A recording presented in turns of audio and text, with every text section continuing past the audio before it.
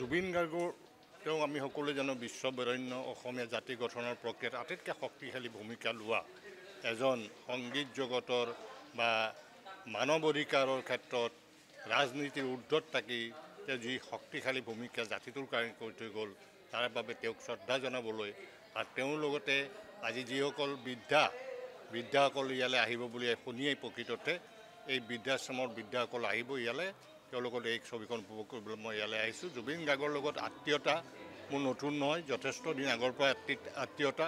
কেতিয়াবা নিশা 1:30 বজাত 2 বজাত ঘৰৰ আগত গৈ ইয়া আলি গানটো গাই যে আমি ভয় লাগে কোনোবা আহিল 1:30টাৰ পৰা ৰাতিপুৱা 3টালৈ বহিব বা ময়ো অভিনয় জগতৰ কিছু সম্পৰ্ক আছিল যদিও সংগীত লগত মোৰ সম্পৰ্ক তেনেকৈ নাছিল, কিন্তু ব্যক্তিগতভাৱে জুবিন গাৰ্গৰ বিশেষভাৱে বিশেষ এটা ঘটনা প্ৰসংগত তেওঁ মতে কেইবাদিনো আহিছে আলোচনা কৰিছে আৰু সমস্যাটো কিছুদিন আগতে সমাধানো হ'ল।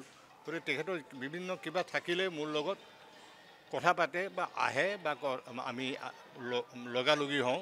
সেই আত্মীয়তাত মোৰ যথেষ্ট পৰিমাণে আছিল। কিমান অন্তৰ খোলা ব্যক্তি, মানৱ অধিকাৰৰ ক্ষেত্ৰত অসমৰ পশু পক্ষী জীৱ জন্তু প্ৰকৃতি আজি এই প্ৰথম দিনাখনেই তেখেতৰ ছবিখনত আজিও প্ৰকৃতিয়ে চকু পানী টুকিছে। তেওঁৰ মৃত্যুক মানি ল'ব পৰা নাই, জীৱ জন্তুৱে মানি ল'ব পৰা নাই, গছ গছনিয়ে মানি ল'ব পৰা নাই।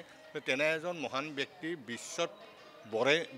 বিশ্ববৰেণ্য এই বৰেণ্য শিল্পী এনেকুৱা আমি বিশ্ব যে আৰু পাব কোনোবা দিনা আমাৰ সন্দেহ আছে।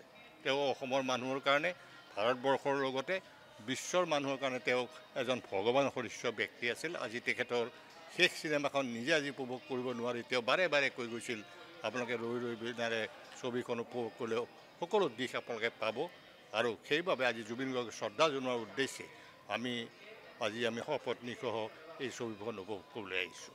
জুবিন গাৰ্গক চিনেমা মই আজান ফকীৰ চাহেবৰ যিখন চিনেমা আছিল তাতে মই কিছু সময়ৰ কাৰণে খুব ভালকৈ পাইছোঁ। আত্মিকভাৱে তেওঁ হাঁহিছে যে দাদা আপুনিও মানে এইখন জগতলৈ পুনৰাই ঘূৰি আহিছিল। কাৰণ মই 1977 চনৰ পৰাই মই বিশেষভাৱে অভিনয় জগতৰ লগত জড়িত আছিলোঁ।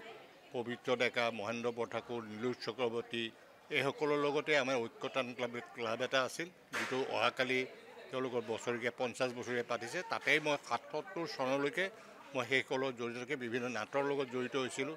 মোৰ শেষ নাট তেখেতসকলৰ লগত আছিল আহঁতগুৰিৰ নতুন বাট। সেই নাটতেই পিছতেই মই বিশেষভাৱে ছাত্ৰ আন্দোলন জড়িত হ'ব লগা হোৱাৰ কাৰণে মই শেষ দিশটোৰ পৰা বহুত আঁতৰি আহিবলগীয়া হ'ল।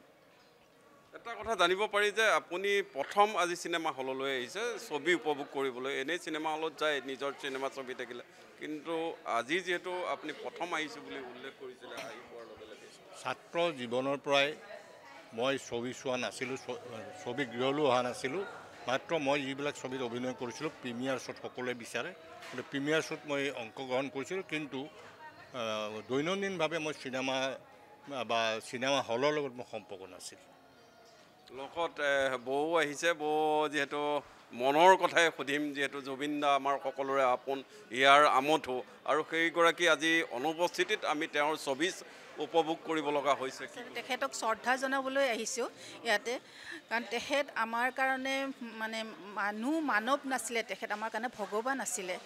আৰু তেখেতৰ প্ৰত্যেকটো কথা সঁচাকৈ ইমান মানে ইম্পৰ্টেণ্ট আছিলে। তেখেতে আমাৰ গোটেই জাতিটোক একত্ৰিত কৰি গ'ল। আজি তেওঁ সেইবিলাকক লৈয়ে, আৰু তেখেতে এই চিনেমাখনৰ কথা বাৰে বাৰে কৈছিলে যে আপোনালোকে এই চিনেমাখনৰ মাধ্যমেদি বহুত কথাই জানিবলৈ পাৰিব, শিকিবলৈ পাৰিব, আৰু মানে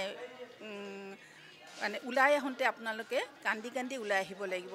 গতিকে তেখেতক শ্ৰদ্ধাঞ্জলি জনাবলৈ আজি আমি ইয়াতে আহিছোঁ, আমি দুয়ো একেলগে আহিছোঁ।